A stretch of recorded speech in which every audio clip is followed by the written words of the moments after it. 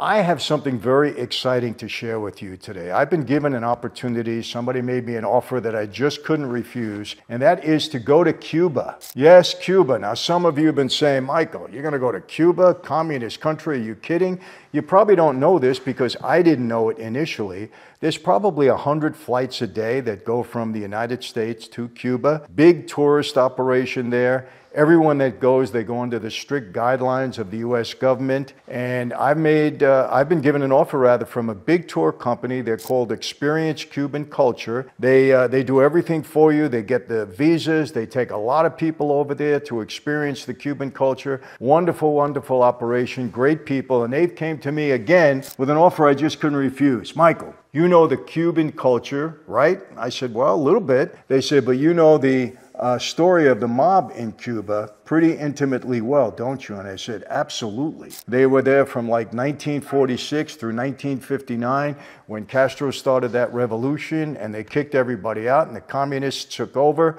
But they had a big major presence in there from 46 through 59. And they said, we want you to lead a group of people. We'll set everything up. We'll go to all the hot spots, all the places. We'll visit every place that the mob was immersed in. We'll go to the restaurants, the hotels, the streets, everywhere. And we want you to tell the story when we get to each location. I said, hey, I'd love to do that. Once in a lifetime experience.